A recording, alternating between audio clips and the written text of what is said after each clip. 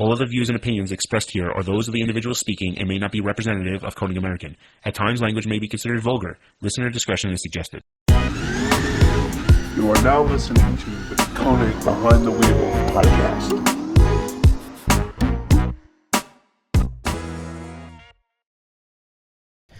All right, we're live. Chris Steinbacher, automotive enthusiast, vehicle magician, and of course the creator of B is for Build. How about a 10-question quickfire?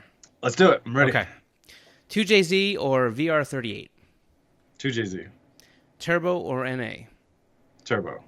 Drift or grip driving? Drift. Favorite car that you've built? 240Z. Oh, right there. Yeah. This might be a little premature, but rear-wheel drive or all-wheel drive? Rear-wheel drive. Okay. A car you've sold and wish you didn't? My FD, my red FD. Really? Yeah. Okay. Favorite car movie? Fast and Furious 1. Makes sense. Yeah. Mark IV Supra or an R34 GTR? Wow, that's a tough one. R34. Probably just dollar-wise, though. I'd probably sell it. Really? Okay. Yeah, I think they're worth more than they're worth. Well, yeah. Ask anybody that has an R32. Yeah. Right. I know you're a Disney head, so Disneyland or Disney World? Disneyland, for sure. Okay, you're right from the Cali heart.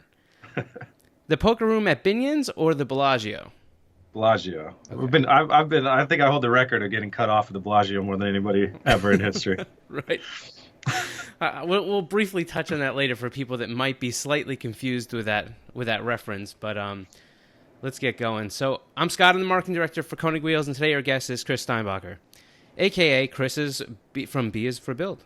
In case you're one of the ones that doesn't consume content on YouTube, Chris is the content creator behind the wildly popular YouTube channel B is for Build.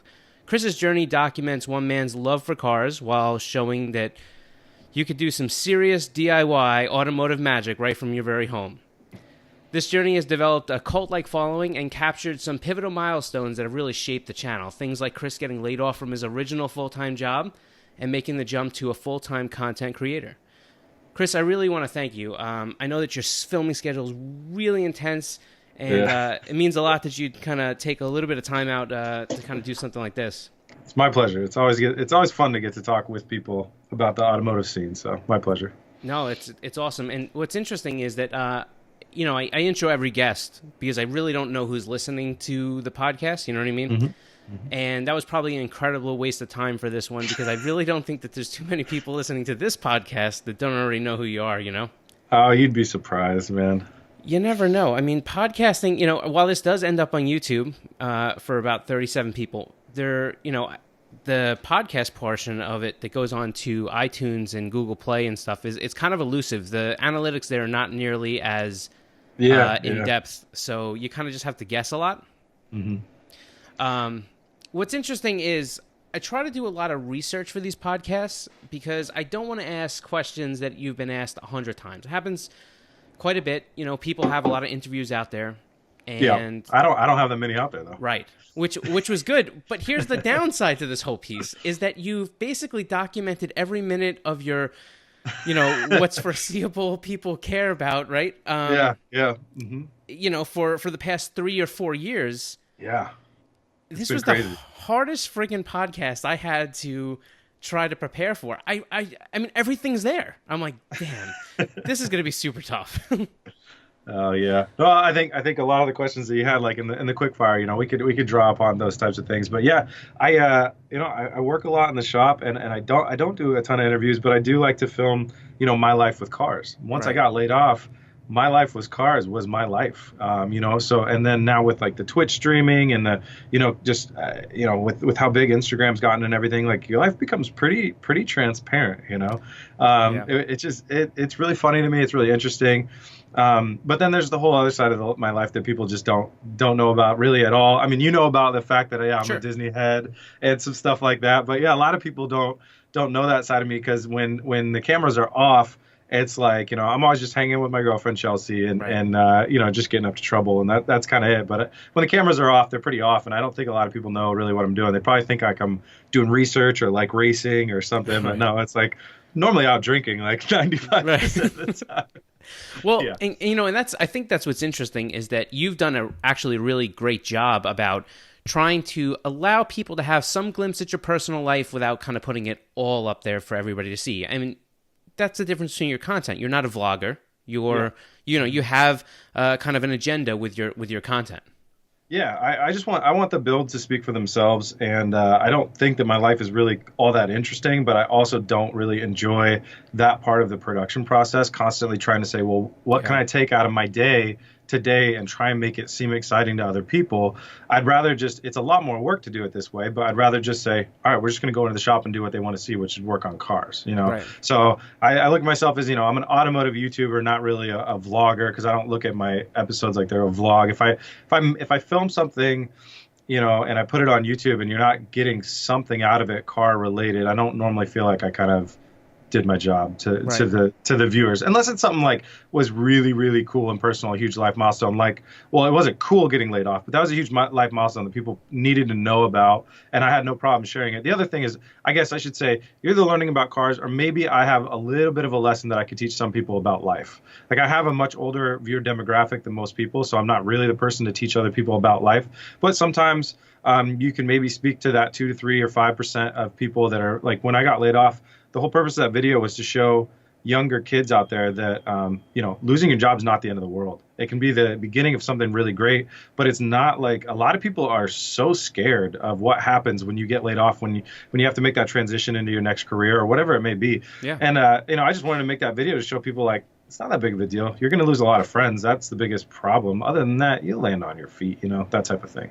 Yeah. I mean, there's been a lot of that stuff. I think if you really are one of the people, the subscribers that really follows your content, you get that. What I don't know that people will get, that I felt like I'd be the perfect one to really comment on, was that you are as absolutely at the same behind the camera as you are in front of the camera. We've had, we're working for SEMA this year.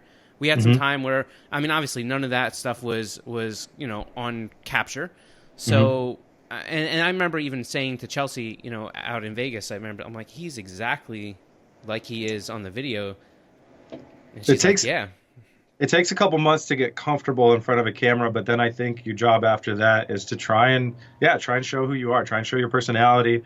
That way they're, because if not, Casey Neistat said this once, if you're constantly trying to be somebody else, you're eventually going to be pretending to be a caricature of who you think people want to see, and that's going to overrun your life, and it just would get messy really fast. So the only thing I just try and make sure that I do is, I'll shut the camera off if something's getting like really negative. If something's getting really negative, I'm like, nobody needs to see this negativity. Like, I'll save that for when I get home and I'll rant and rave or something like that. But no, I like to treat the audience just as if they were my friend, and I'm saying, hey, come join me for the day in the shop. This is what's going on. And this is how it's going to go. And that's how it is in the shop too. If I'm with an employee or somebody that's helping me on a build and shit gets really negative, I'm going to walk outside. I'm not going to sit there in front of them and be like, that was terrible. No, I'll just I'll leave, go get a beer or whatever, So yeah, I try and keep it very real. It's hard too, because I've had the opportunity, maybe opportunities not the right, but I've met a lot of content creators just through the nature of what my job is, some that we work to and some that we don't. So I'm not necessarily saying, it's the people that we work with, but, there's plenty of people that you flip the switch and they are nothing like what they are in front of the camera. I mean, and that's hard because, really people really get this perception of who they think people are based off of the content they push out. And then you find out, no, that's not it at all.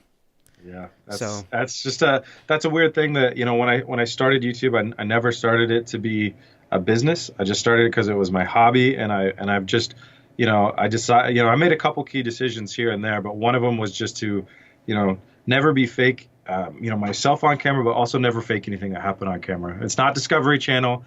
Everything doesn't go right. things go wrong, and they're just got to be honest about that. Because there's a lot of people and a lot of times when you just go, oh man, I don't want to tell people like how much I spent on this car because all the comments are going to say, you're an idiot, you spent too much money.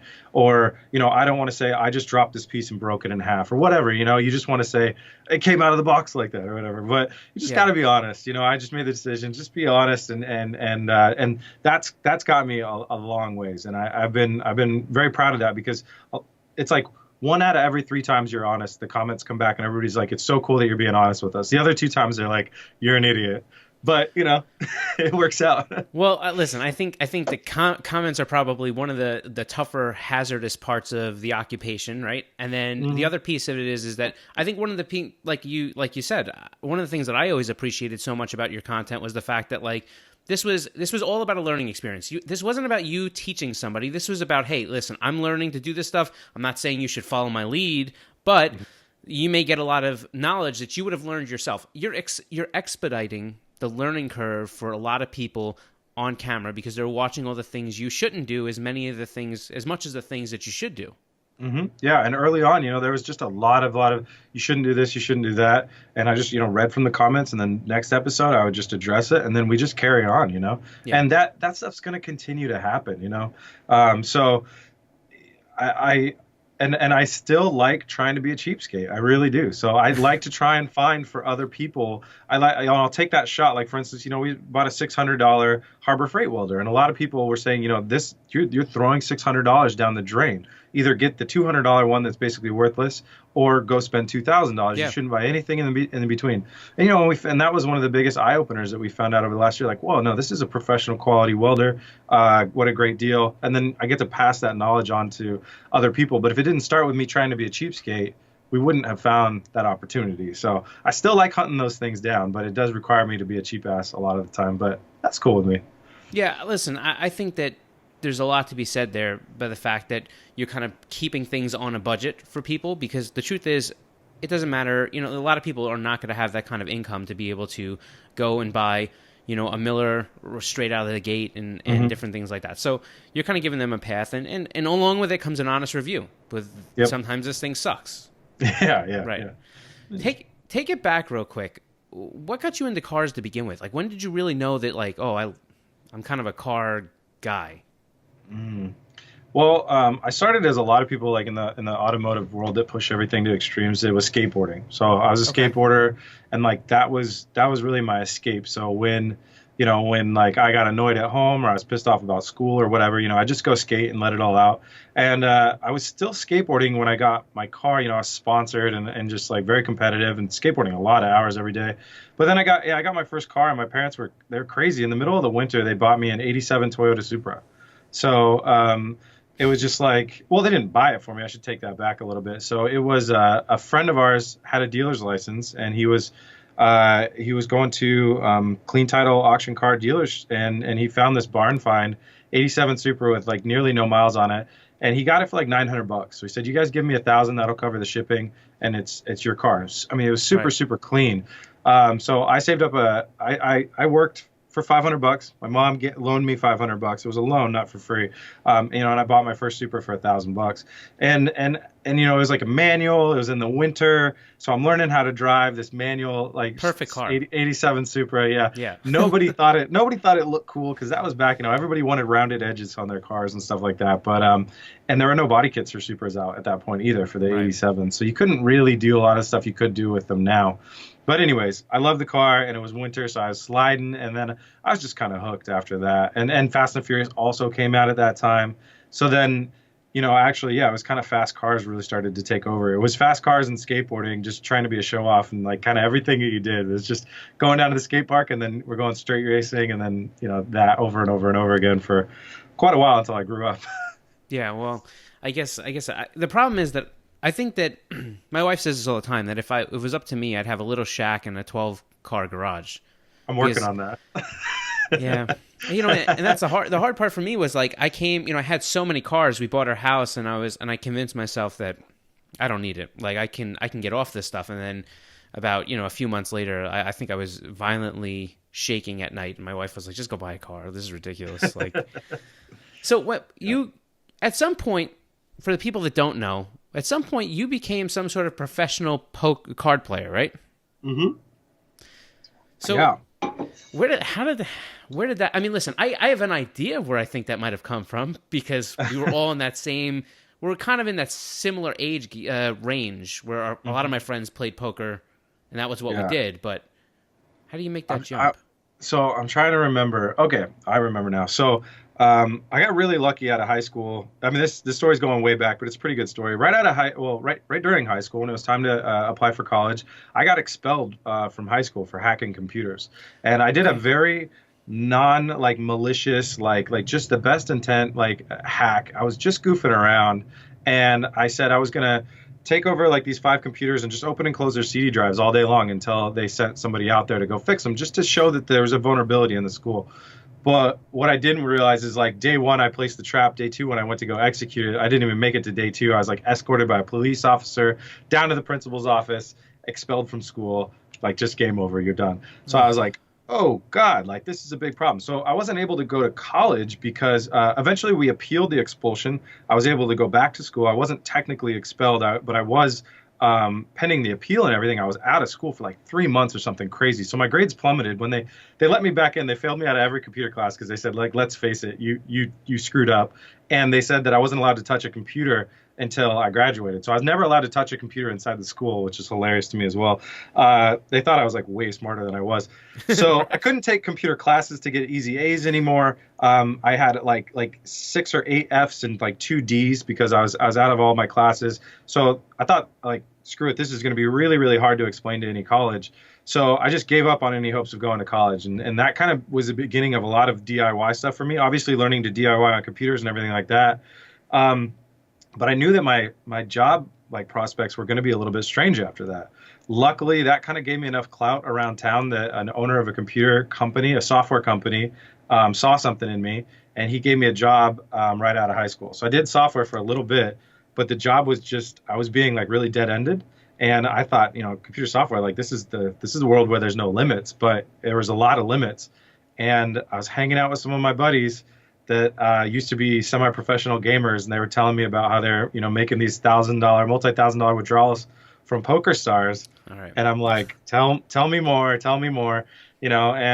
then it was one day I just quit the computer software company and decided I'm gonna play poker full time, and nobody liked that except my parents were not stoked. They wanted to see real money coming in real fast because what kind of 18-year-old quits a computer software job? That's a dream job for a lot of people. But really, I would have made probably the same amount of money at McDonald's with, Anyways, so I was, I started playing professional poker. And I did the thing you're not supposed to do, which is I quit my job immediately. So you can't you can't build your bankroll when you're living off your bankroll, and you're literally paying for 5-cent, 10-cent tables. But that was also the end of the golden era of poker, where people couldn't put credit cards online anymore. It used to be back in the day, Joe Schmo could take his Visa and put $5,000 on Poker Stars and lose it all in one night, and if his credit limit got raised, he could come back the next day and do that. That was when smart kids could make thousands and thousands of dollars. But I joined the field a little bit late. But nonetheless, it was a really, really fun opportunity. And so I played mainly online poker until I finally made enough more money to move to Vegas, play in the World Series of Poker, play poker in person, where I really noticed that I had a knack for talking with people, using my social skills, talking with people, making them have fun at a poker table. And then also taking their money or the other people's money. So then I did a lot of living in Vegas, a lot of playing the World Series, and a lot of gambling on everything, which was pretty fun. How long did this go on? I mean, you lived in Vegas for how long? I lived in Vegas for 6 months at a time. One time it was 9 months for 3 different years. So I'd live in Vegas, I'd come back and live at my house in Silverton, Oregon, and then I'd go back and live in Vegas again. And sometimes I'd live in Eugene just because I was of age where I should have been going to college. So Silverton, Oregon, it was balling out of control at the one bar in town wasn't that cool. So I'd live in Eugene where there's University of Oregon. I played poker there with my other friends. We all had a house and we all played poker for a living, and we'd just hang out and do college kid stuff like normal people. But then at the end of the night, we'd go home and play tournaments till 4 or 5 a.m. or something like that. And Right. Yeah. And you took a stab at the World Series of Poker, right? A few times? Yeah, twice. I played. I mean, so World Series of Poker, a lot of people think it's just one big tournament, but it's Right. actually like there's like 50 probably tournaments that go on over the span of a month, maybe less, maybe 35. But yeah, so I played 2 years where I played the full circuit, where you're playing one like large buy-in tournament every other day, and then at the end of it, you play the World Series main event, the 10K buy-in. And at that point, I had backers and other things like that. There are other business deals going on. You had sponsorships, you have backers, and other stuff like that to just make sure that you're not blowing your life savings apart, But I looked at that time in my life where I was just like, if I leave this completely dead broke, I will have no regrets. And when I left, I was 24, and I mean, I definitely wasn't dead broke, but I wasn't rich, but I had just no regrets. I was like, that was so much fun. Right. And then I just relearned computer software. I just got on Google and was like, how do I, got interested in building one thing or another, and picked up Craigslist stuff. And then I just retaught myself computer software and jumped right back into that. By the time I had my next job in software, like I didn't miss poker, the game. I missed the lifestyle, but I had zero regrets. So I was like, So from 18 to about 23, 24, played poker professionally. That's crazy. Because that's a long time. Well, that's like going to college. So you went to college, you got a hard life master's. Yeah. And it was fun because I did get to live right there on campus. So I got to spend plenty of months on campus, and really, I didn't get the full immersion, but I got to see what it was like. Right. Yeah. All right, that's one way of doing it. So then from there you go back in at some point and become an app developer, right? Mm-hmm. Yeah, I just this was before there was like all the good like Code Academy and things online where Right. you could really get a good education online. But I just I just started finding the necessity, finding what I needed to build, and then watching either YouTube videos or just following tutorials online, learning how to build these things. Kind of sometimes learning backwards, like you get the end result and then you reverse engineer it a little bit. But yeah, I learned, and then I just picked up a really, really what you'd almost call like an internship job.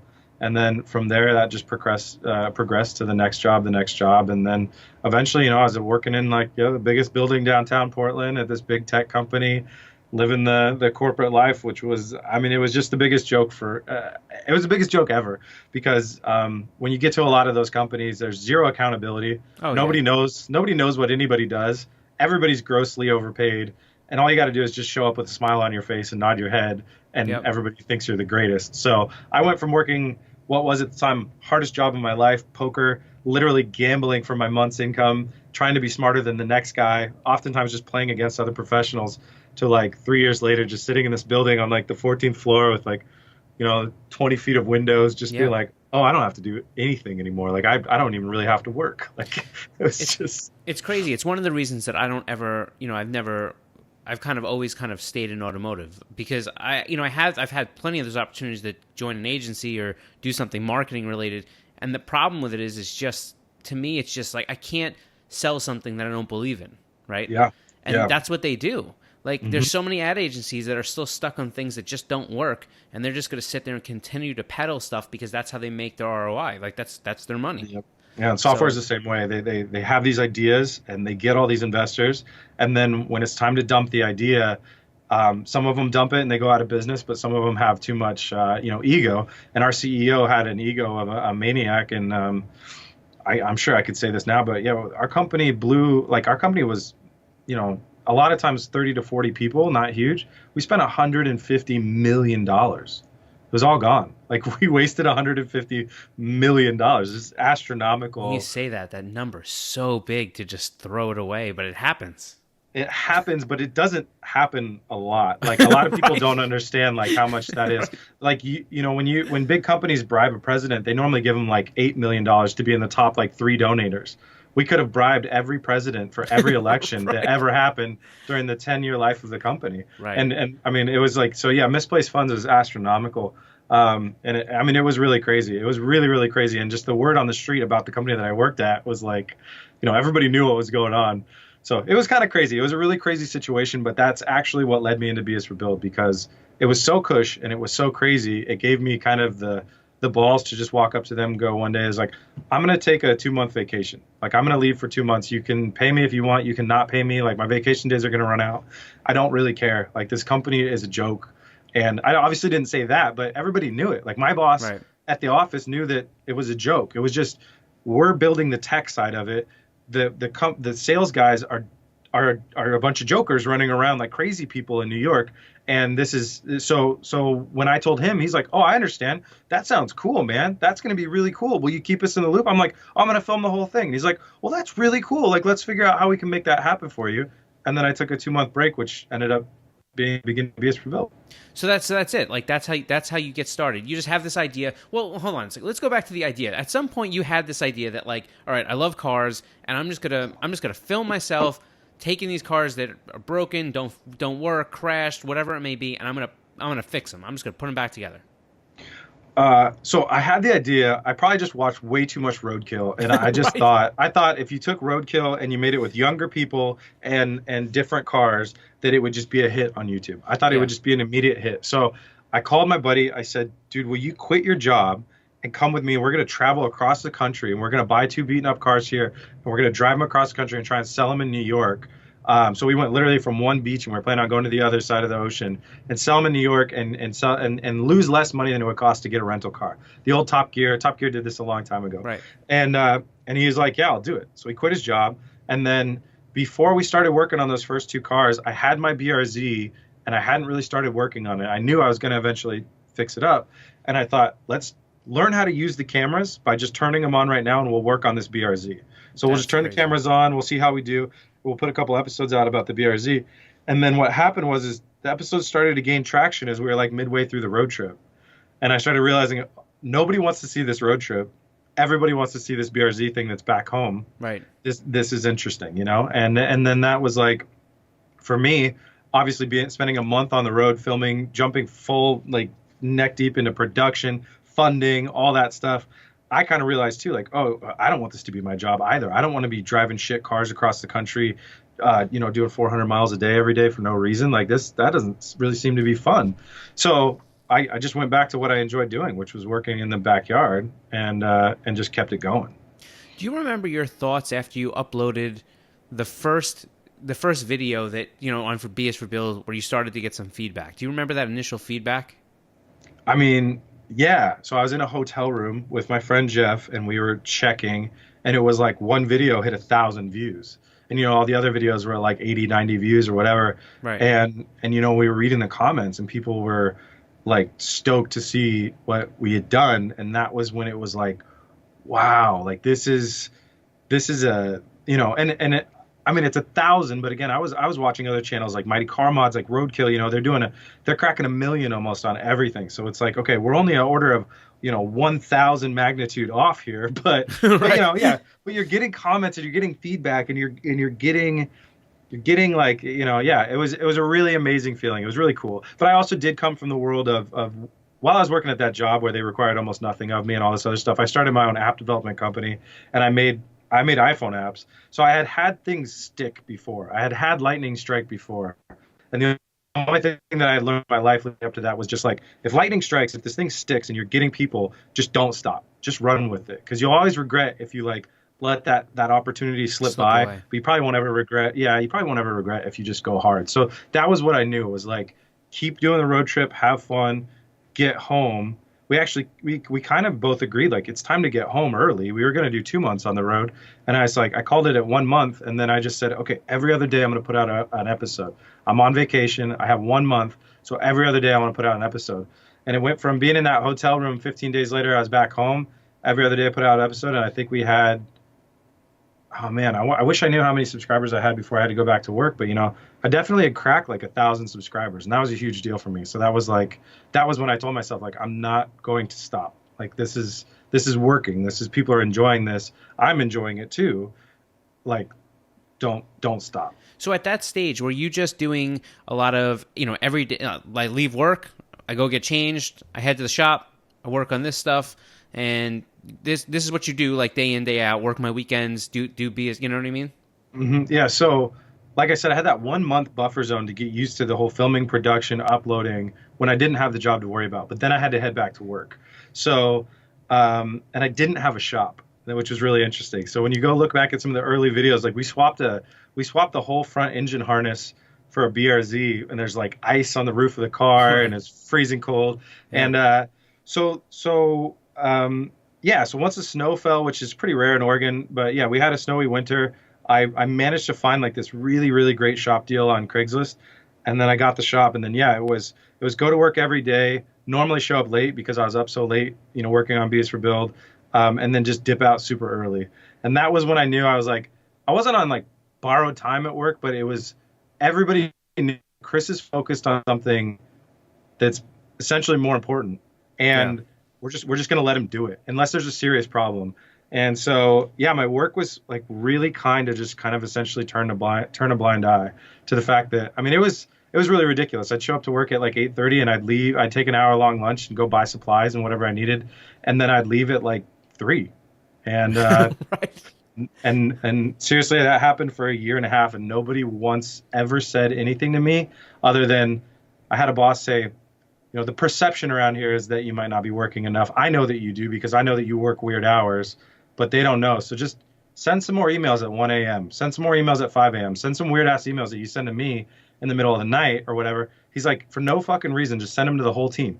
And then maybe they'll understand a little bit more that you're not on the same schedule as everybody else. And then he just said, keep having fun. So, it's cool. It was a cool situation where I had a boss that was retiring. We were building what we needed to build there. And he just said, look at this awesome kid that's so driven. He's doing something else. This ship is sinking. We're all sinking. There's no way we're pulling out of this nosedive. So like, let's just let him run with it, That's and they crazy. did. It was a crazy opportunity, Yeah. Well, and what's interesting is that you talk about people that maybe don't get any credit for kind of having some sort of impact on kind of success in one way or another, and that's kind of one of those weird unsung heroes that no one would ever think about, right? Yeah, no, it was crazy. Yeah, I gave him a Views for Build hat the day we packed up our offices and stuff like that, and he's like, "I'll keep watching," and I was like, "I hope you guys do, man. Like, this is it. This is what I'm doing." And it was such a crazy situation. Like, I got laid off, and like I had to jump on a plane the next day to like go drive Lamborghinis for Michelin or something, and it was just like, I can't even believe these words are coming out of my mouth. Like, somebody's literally paying me to go drive a supercar tomorrow in Palm Springs, and it's snowing and miserable here in Oregon. Like, see you guys later. I'll pack up my office in a week when I come back. Like, it was so surreal, and it was just like, and that is one of the coolest parts about YouTube is once in a while you'll just get an email for an opportunity, and you're just like, this is so cool. I'm getting treated like a rock star, man. Like, we're going to go have some fun. I don't deserve, like, I guess you do deserve it kind of, but it definitely doesn't feel like it at the moment. And it's a blast. So do you think your layoff moment was kind of like, I guess now that you hear the whole story, it's like a little sad that like my steady paycheck that was kind of there and I wasn't really having to do a ton for it is gone. But in the same respect, was it kind of always like, all right, you know what, enough of that. I didn't need the distraction. Now I'm just got to go full bore into this. Like, I know I probably should be doing. Yeah, so it was twofold. It was like there was a little bit of a guilty conscience there for me, but it would come and go because I would see the other guys that I was working with, and there were so many guys that were just like devastated. No, they were just incapable of doing their job. And I'm talking about when we were working. Like, I would feel guilty about not working, but then you just see these guys that would just go sit in a room for a fake meeting and just chat for 3 hours. So I was like, maybe I don't feel guilty. And I was full of so many people that also just showed up to work because they didn't want to be at home with their families. It was really bizarre situation. It was such a weird situation, man. So, but yeah, I felt a little bit of guilt, but I also felt really guilty. Like my at home life, my visiting of my family, my parents, and my girlfriend, like it was demolished. Like it didn't exist.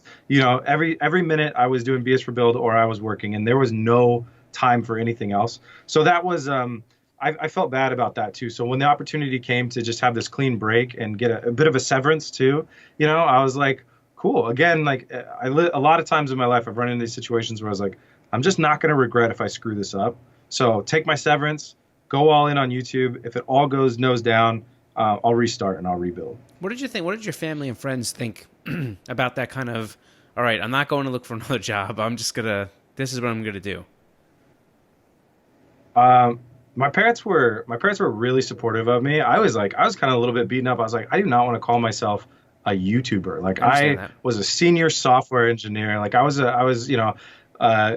with guys with PhDs and all this stuff. So I had a lot of pride in that career path. So I didn't, at the beginning, I really didn't want for that to be a thing. Also, cause I just came from the world of professional poker Where when somebody says, "What do?" You say, "Oh, I'm a poker player." They all just go like, Right. "Okay, you're full of shit, man. Like this is all BS." Right. So I was really tired of trying to prove my worth to people. So when you say, "Oh, I'm a software engineer, I work in downtown Portland," everybody immediately is like, "Oh, he's got a job on him." So, Right. but luckily I was old enough where I really didn't feel like I had anything to prove to anybody. And my parents told me, they're like, "We're proud of what you've done with the YouTube thing. We're so excited to see where it goes." Those text messages that they sent me, that meant a lot. So it was really cool. Yeah, I had the support of everyone around me, and so it was just like, yeah, go for it.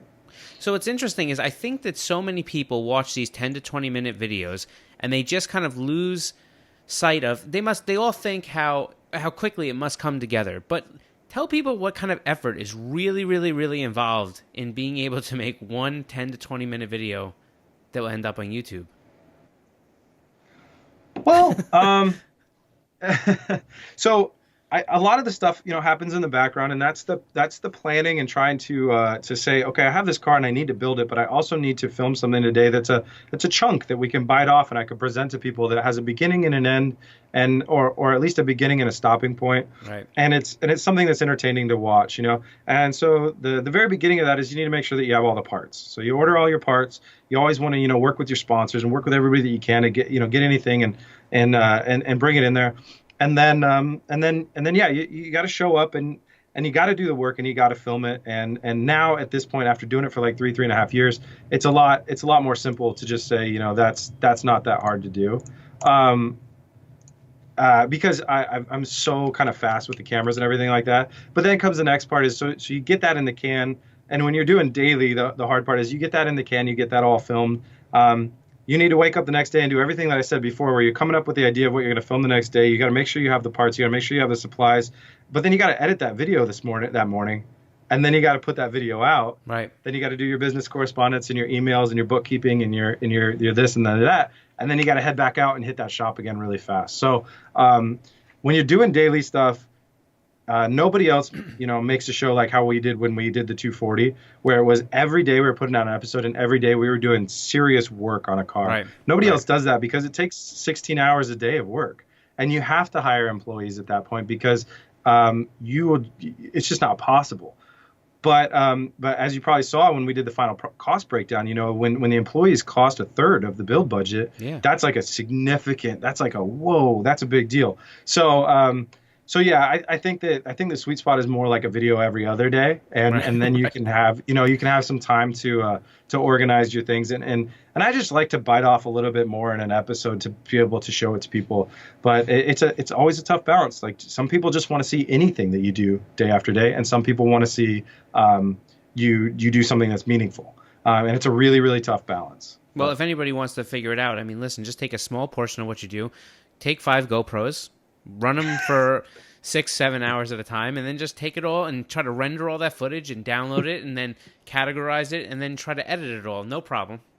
Yeah. I mean, you get quick at it. Like, sure. Adam LZ's been doing this for so many years. I asked him one day, I was like, how long do you spend editing? He's like, about 35 minutes. And it's like, okay, well, I'm between editing and production, I'm still at the 3 to 4 hour mark. So yeah, it's like doing one job and then you're also an editor as well. But what I've realized is, and I've had this conversation with like the guys from like Speed Academy, because I know Pete. I've known them, but they were magazine people. So I spoke to them, and a lot of what happens is, in the grand scheme of things, they seem to put together the shot list in their head. They're doing their best not to shoot too much. I mean, you're different. I mean, the stuff you do is very different, but not just Pete, but like even like I know Caleb Quamback and even Adam L. Like these guys, they put together kind of the mental recipe and storyboard of what's going to happen, and they try just to film those portions of it so that they don't get lost in footage. And then you come out with 17 hours of time-lapse footage, which like when I watch it, I'm like, this is incredible. Like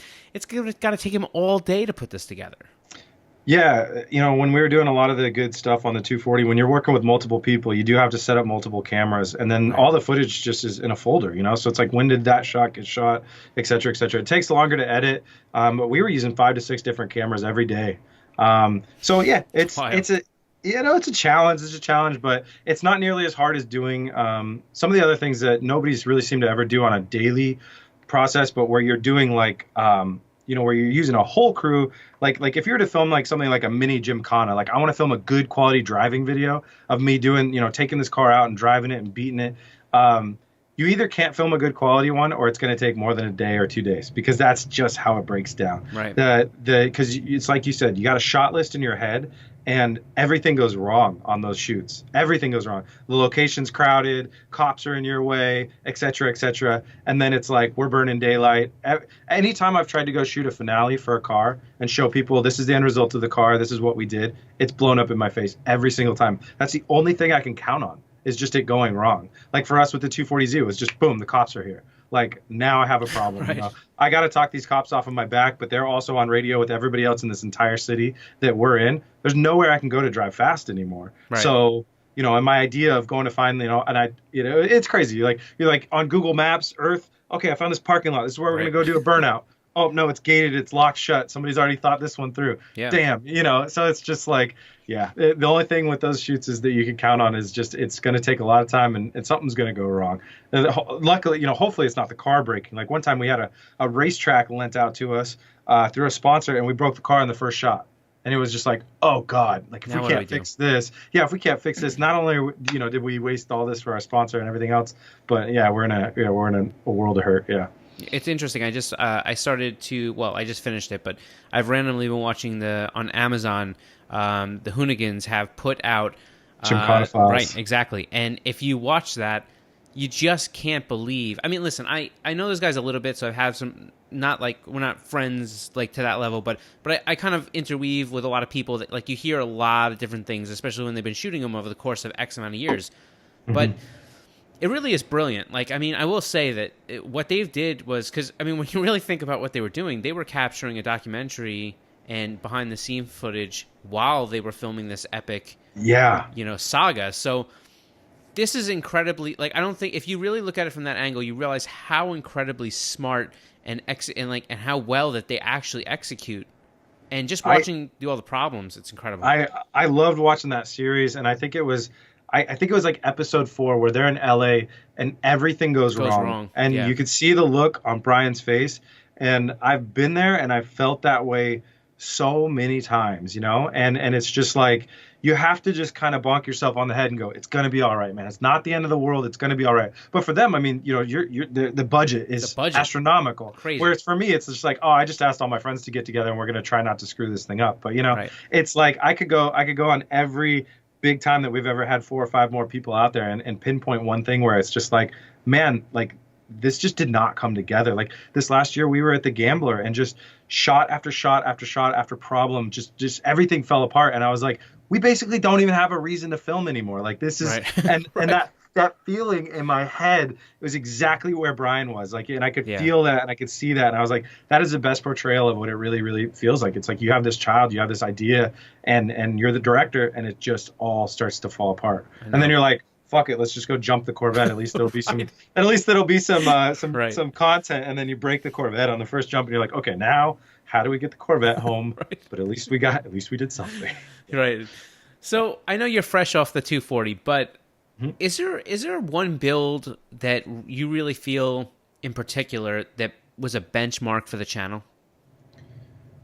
The first 2 BRZs I felt were a really good benchmark for the channel, where they kind of said, this is what we're here to do, where we're learning. And I was so green and I was so new that was really cool. But I mean, if you mean like a benchmark of we have to like, we kind of always got to do better than X, Y, or Z.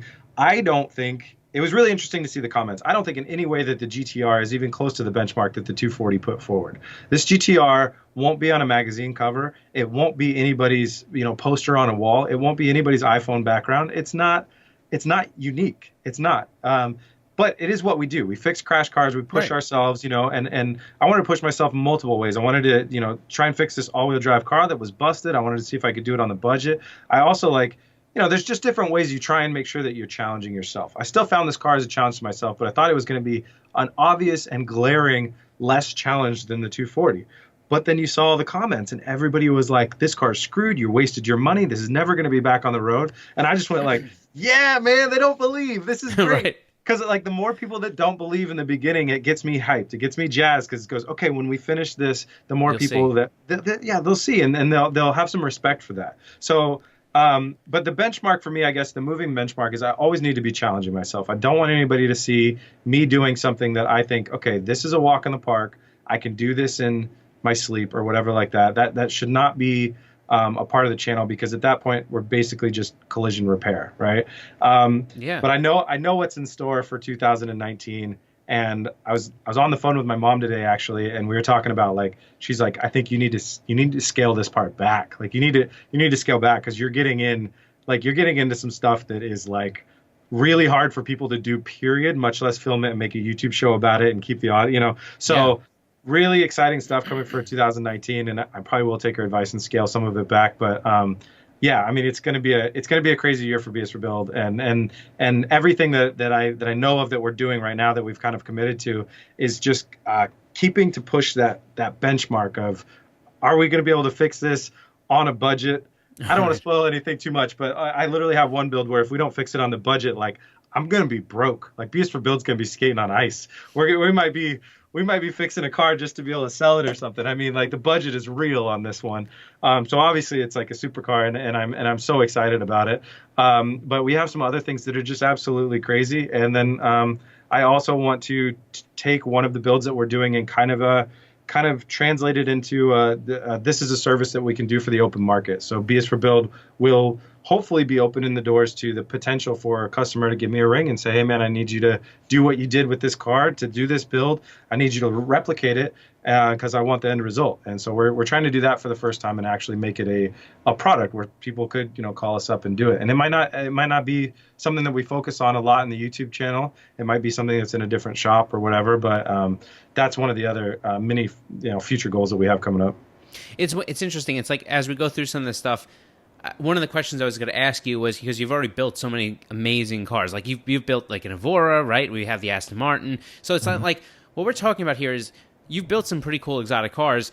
So I was going to say, is there really any dream cars almost that you want to build? But I think if I ask you that question, and based off of what you just said, I feel like it's just too hard. So we're not going there. Like I'm leaving you the out. I'll give you some hints. It's yeah, there's been a dream car that was so highly praised. There was a supercar that was just like, you can drive this thing every day, and it's great for all these other reasons. And that was my dream car back in the poker days. Okay. And since then, the cars have just evolved and whatever, and there's been newer generations, et cetera, et cetera. So this is the newer generation that has been well proven out of that car. And so I'm beyond excited. An hour and a half ago, I got the call that I actually got the vehicle. It's got a crazy story behind it too, where don't say too much. I won't say too much, but it's already off to this really amazing story. So I really can't wait to see where it goes from here. Yeah. And I don't know when I'm going to have it. Like I might be working on it as early as like February or March, which just could be so cool. So I'm super jazzed. Yeah, I'm really, really excited for that build. So I asked you about a benchmark for a car. There's one other benchmark to me out of viewing your content for the past couple years that was there, and like it had its moment, but I also feel like there was more to it that didn't really get to express because you weren't really on the personal side of it, and that to me was buying the shop. Yeah. Like I could tell that it was a major thing for you personally, not just financially. Like sometimes you can look at it, and I think a lot of people did. They looked at it and they said, this is a point where he's making a financial step toward his business, and he believes that there's confirmation here with this buy that this channel has longevity in life. But to me, there was something else there. That was kind of like almost like you basically, because you put a lot of risk into buying it, but then there was also a lot of almost like finality to it. Yeah, I mean, it was really bizarre kind of how it came down. I mean, the owner of the property just right out from under me just said, I'm selling the thing. You can have first dibs. I want this amount of money which was a lot of money. It was actually like not at all a good deal when he thought he was giving me a good deal. Right. And he said, and all of this is as is. He says, I'm not fixing a single thing. The house is 100% as is. You have a week to get back to me, and then I'm hiring realtors, and they're going to come in and they're going to sell the house. And I was just like, screw you. it was so weird. I mean, it was so weird. And it was so tough too, because being a YouTuber, when I left software at just the wrong time, and I had been being a YouTuber for just the smallest amount of time, from being a businessman and looking at books and stuff like that, that you try and pay the least amount of taxes as possible, right? So Right. when it came to YouTube, I already had this great salary job in software. I was trying to make the YouTube channel make as least money as possible. Right. Well, when then you turn around the next year and say, no, this is my full-time job, guys, I need a home loan. It was like, oh my God, this is a huge problem. This is a huge problem. So it was problem after problem after problem. But yeah, once we got it and we got it done, it was this really amazing feeling of it felt like it was kind of two things. It really felt like I had kind of landed in the YouTube world, like where I felt I find it was like it clicked in my brain. I felt confident enough in my abilities as a YouTuber and as like a automotive entertainer that I was going to be able to pay this mortgage payment. And that was one thing. It was like I finally felt confident, like because I don't know how long before that it was that I lost my job, but that was that medium time. Am I going to sink or swim? When I finally wrote that check and I paid that mortgage, it was like this was a notification to me that we swam, like we did it. Right. So I really felt like for the first time that like it was like a validation of myself, that it was like, dude, you did it.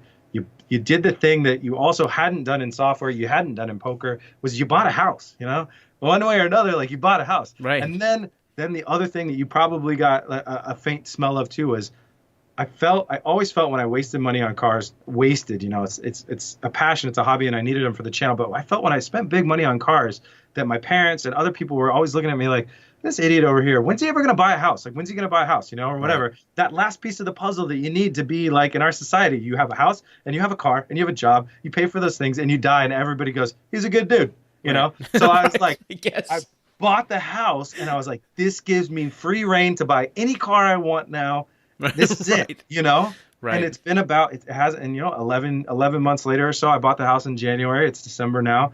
And I finally did that. I pulled the trigger, and this next build is that stupid thing where everybody, if you wouldn't have bought a house before I bought this next car, everybody, my parents, my family, everybody just be shaking their head at me. You idiot. You idiot. You could have invested that money in a house. And now I can go, I did that. I invested the money in the house. Then I saved up some money and I turned around and I bought this ridiculous thing. And it's so silly and it's so awesome. It's so hard because now I'm like pumped to find out what it is, but like I don't want to know because then it kind of ruins it for me. So so there's that. So I have a really random question for you, and I know this, and I'm sure a lot of people do too, but you don't live in the house that you bought. No. So, and you live a decent drive away from the shop that we call the house, which is the one you bought, which is not anywhere really near where you live. Why don't you live in the house? So the house is in a suburb of Portland, and it's just not it's not conducive to my lifestyle where, I don't have a lot of time off, but when I do, I just like to grab the girlfriend, run down the street. Right. It's great if it's a walking distance, so walking distance from my house right now where I actually live, where my bed's at, I got a lot of entertainment around, and I love Portland so much. And this suburb, I got zero love for. I just don't care about it at all. Right. So what I did was, there's a lot of laws around, you're supposed to live there, right? You're supposed to live there for the first year. Sure. It's actually a law with your mortgage. So what I did was I was just like, well, I'll put a bed in there and I'll technically live there, but I probably won't sleep there. Right. And so I did that. And that's how it was for a while. But now that a year's gone by, I've picked up 2 roommates. So it's pretty sweet. It's a 3-bedroom house. So now I actually have 2 roommates there, and I have my room, which is full of car parts. Right. And it's a pretty sweet gig now. So I'm not losing a bunch of money every month now on the mortgage, and I got a couple people. And the other really great thing about that is they could just keep track of everything that's going around in the neighborhood, on the street. It's a very, very great neighborhood. And it's a great street. So I don't really worry about anything anyways. But now I got some people to keep an eye on everything. Man. Well, I mean, you got the house, so check. I remember buying a house and being like, what a great mile marker. And then I realized after owning it for a short time that man, this was a terrible investment. I don't know what people are talking about. Like, all I've done is spend money so far, and if I would have taken that money and the money I put down in this house, I really could have done something much better. But I guess everybody's got perspective that kind of throws it around. That was the story that I told my mom for many years. It was just like, I want to keep all my money liquid. When I do that, I can keep these opportunities. A lot of people don't know, man. I spent a lot of money to start BS for Build. That silly little road trip that we did in the beginning, I did buy a $10,000 car on that road trip, but I also spent almost $10,000 to have me and my friend just goof off around the country, but to buy all the camera equipment, to do all that stuff. So to invest $20,000 it's a very privileged place to be. And if it wasn't for my software career, it would have been a very different start. Right. But yeah, so like that was one of those moves where I kept my money liquid. I didn't put that $20,000 down to the down payment, and then it became what BS for Build became, which ended up buying the house later on. So it was it was pretty cool. But I definitely live my life that way, where I try not to spend too much money, keep enough liquid that if a good opportunity comes up, you could do it. We could do it. So the next step for the house is I got to build I'm going to build like an 8-car stable, basically, where every car is enclosed, away from the weather, has electricity and lighting, but they all have to kind of be separate. So it's a construction project and a half, but it's exactly what you'd expect from the BS for Build headquarters. It's just kind of like, yeah, this is not a house for a normal person. It's it's a house, whatever the hell you want to call it. It's a house, but it's a 12-car garage as well. See, at least you can get away with that out where you live, because out here in New York, you can't do anything without a permit and 17 people to tell you that you can't do it. Yeah, I have to build each one small enough that I don't have to pull a permit, and they have to technically not be connected. So I'm going to spend a little bit. I'm going to spend a little bit more money on supplies, but it's worth it to me to not have to deal with all the permitting and the nonsense. Yeah. So where do you see the channel going over the next few years? Just short term, next few years.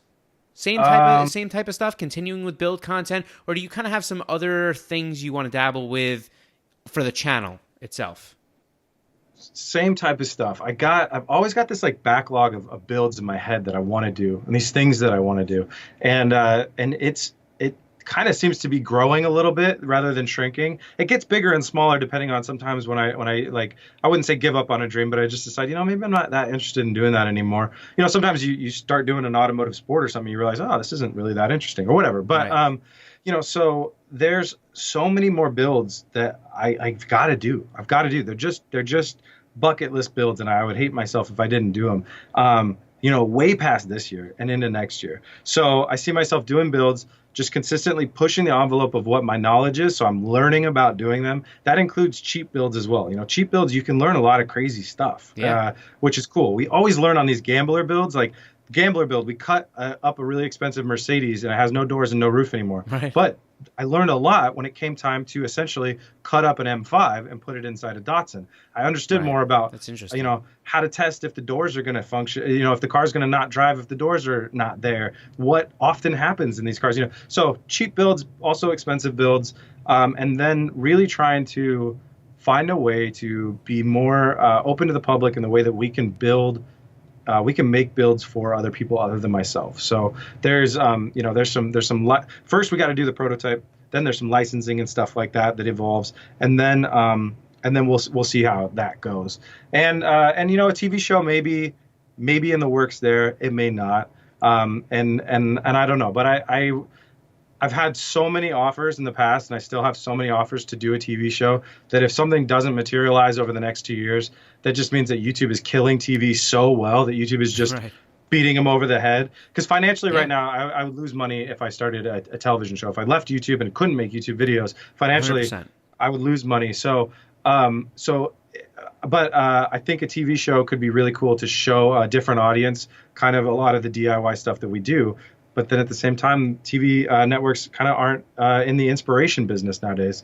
So it's interesting. But if we do kick off that business side of BS for Build, where we're building cars for other people in this one kind of somewhat specific, unique way, I think I'll take that niche and I'll carry it on and maybe try and have a TV show about it. But maybe not. Either way, I won't care too much. Right. Well, it's interesting. I think for some of the people that will actually listen to this podcast, I think that there's a lot of really interesting lessons kind of grouped into some of these stories. So I appreciate you sharing them with whoever's going to listen.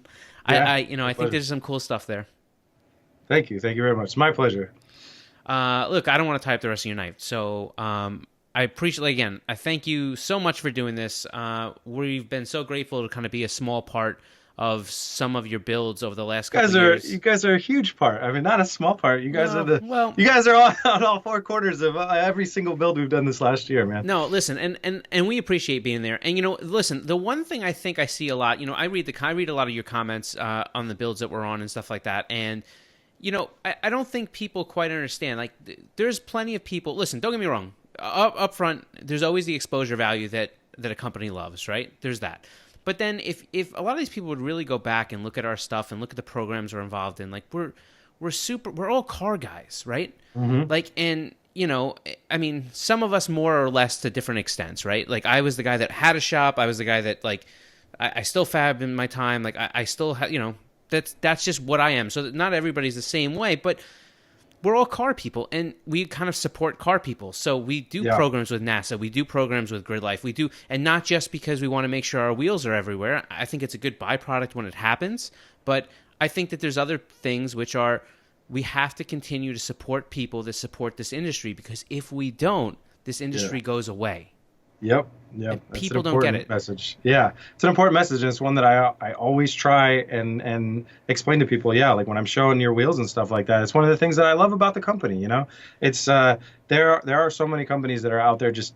It's I wouldn't call it a cash grab, but they're just out there to make a buck, and they don't really care in the end of the day what's going on in the automotive world. And I could always tell by watching the Instagram channel and from the friends that I know that just kick ass in automotive, big and large, like big and small, and it's it's really obvious that you guys care about the automotive industry, and I love it, and that's it's just another reason that it's such a good match. No, I appreciate it, and listen, I appreciate it even when you take all the crap for not putting 3-piece Hot Boy wheels on certain cars. I was like, oh man, I even feel bad for him on this one. Like, it's gonna get rough out here.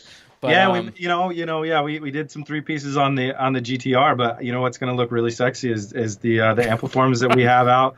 I'm so worried. Oh no, it's gonna look really great, and I got some really bitchin' snow tires for those things. Right. And I'm thinking about even throwing studs on those things. And dude, I'm going flying up the mountain in those wheels. So they're gonna be in the finale, because those 3-piece wheels, as a lot of people know that have spent ridiculous money on 3-piece wheels, they're a nightmare. They're a nightmare. So I probably won't even see those till February. So anyways, we'll be rocking Konigs through the finale. And I'll be daily driving those things all winter. And I did a Photoshop, and they look so damn good on that car, man. So people are going to be blown away. They look fantastic. One of my friends is a GTR, and so we actually did the same wheels, different color for him. And the truth is, like, listen, I'm a wheel guy. I'm not going to get too preachy on wheels. We try not to speak about wheels, ironically, too much on this podcast. But I had 3-piece in my car. I mean, listen, I've been through it all. We're wheel people. We know what's real. We know what's fake. Listen, everybody can go do their own homework. And if you think 3-piece are great, go get them. Experience driving on them daily for a year. After the first 30 days, I just tally up how much money you've probably spent, because it's not the same. And I'm not knocking 3-piece. There's a time and a place for every single thing out there. And people should buy whatever they want to buy and not feel pressured. We don't knock. We don't care. Whatever you want to do it. But you guys know me. You know me from the channel, sure. And you know that another reason is just like it's economical. Like Konig wheels are so nice and economical. These 3-piece wheels that I have for the GTR, I mean, originally they were over $10,000. That's half what I spent for the car. I would never, ever go do that on my own. You're never going to see me pull that trigger. I just can't do it. I would buy another car that cost $10,000 at that price. Yeah. So, if I wouldn't have got them for $2,400, like, that would have been a different story, So, wheels are always a to each their own thing. It was really funny. I did an 100%. Interview with some wheel guys at your booth, a wheel YouTube channel, and they're like, "What's your dream pair of wheels?" I was like, "Bro, I don't know. I don't know. I don't know." Yeah. So wheels that are attached to a cool car, man. It's like, And it's true. It's such personal preference. We have so many people that say things like, well, what do you think I should run in this? I'm like, I don't know. It's like ice cream. Like there's like 1,000 flavors. Like you have to pick. Like I can't help you. Like I can't. You know what I mean?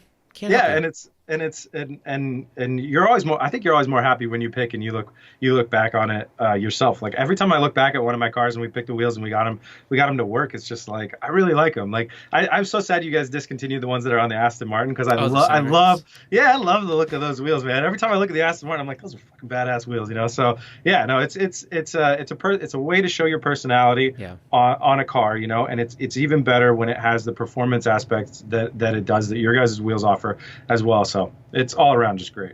Yeah, listen, I'm gonna actually let you go this time. But so I'm sure that everybody already knows, but just in case they don't, why don't you tell everybody where they can find you and your content? It's just BS for Build on everywhere. So BS for Build on YouTube, BS for Build on Twitch. I don't really use Twitter, Instagram, Facebook, all that good stuff. BS for Build. All right, that's it for this one. For more info on the podcast, head over to konigwheels.com/podcast. You can catch us on Instagram, Facebook, Twitter, YouTube, all at Konig Wheels USA. If you like what we're doing here, go ahead and subscribe. You can find us on YouTube, iTunes, and Google Play. That's it. We're out of here. Peace. Thanks, Scott.